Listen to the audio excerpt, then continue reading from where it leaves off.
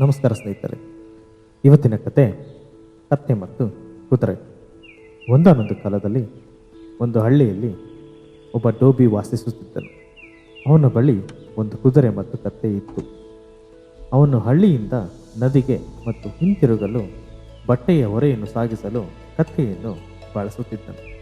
ಆದರೆ ಅವನು ಕುದುರೆಯನ್ನು ತನಗೆ ಬೇಕಾದಲ್ಲಿಗೆ ಹತ್ತಿ ಹೋಗುತ್ತಾನೆ. ಒಂದು ದಿನ ಡೋಬಿ ತನ್ನ ಕತ್ತೆಯ ಮೇಲೆ ಭಾರವಾದ ಬಟ್ಟೆಗಳನ್ನು ತುಂಬಿದನು. ಆದರೆ ಕುದುರೆ ಏನನ್ನೂ ಒಯ್ಯಲಿಲ್ಲ.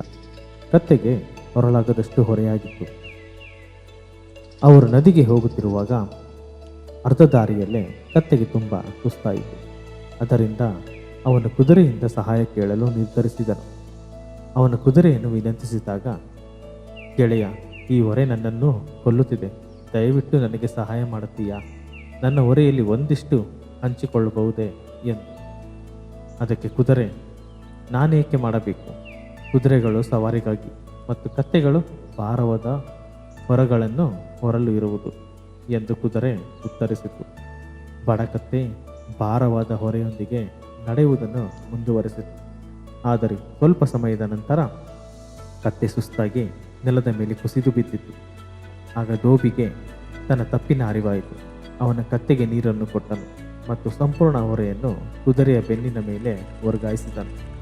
ಕುದುರೆ ಮತ್ತು ಕತ್ತೆ ಸ್ವಲ್ಪ ವಿಶ್ರಾಂತಿ ಪಡೆದು ಮತ್ತೆ ತುಂಬ ನದಿಯತ್ತ ನಡೆಯತೊಡಗಿದರು. ಅವರು ನಡೆಯಲು ಪ್ರಾರಂಭಿಸಿದಾಗ ಕುದುರೆಯು ತನ್ನ ತಪ್ಪನ್ನು ಅರಿತುಕೊಂಡಿತು ಮತ್ತು ಇದು ತುಂಬ ಭಾರವಾಗಿದೆ. ಅವನು ನನ್ನನ್ನು ವಿನಂತಿಸಿದಾಗ ಅರ್ಧದಷ್ಟು ಹೊರೆಯನ್ನು ಹಂಚಿಕೊಂಡು ನಾನು ಕತ್ತೆಗೆ ಸಹಾಯ ಮಾಡಬೇಕಿತ್ತು. ಈಗ ನಾನು ಸಂಪೂರ್ಣ ಭಾರವನ್ನು ನದಿಯವರೆಗೆ ಸಾಗಿಸಬೇಕಾಗಿದೆ. ಇಂದಿನಿಂದ ನಾನು ಯಾವಾಗಲೂ ಹೊರೆಯನ್ನು ಹಂಚಿಕೊಳ್ಳುತ್ತೇನೆ ಎಂದಿತು.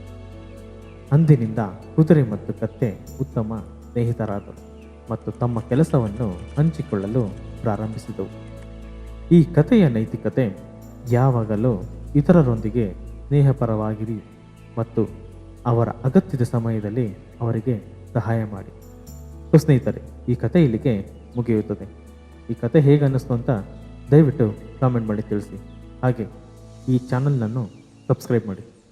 ಮುಂದಿನ ವಿಡಿಯೋದೊಂದಿಗೆ ನಿಮ್ಮನ್ನು ಮತ್ತೆ ಭೇಟಿಯಾಗುತ್ತೇನೆ. ನಮಸ್ಕಾರ.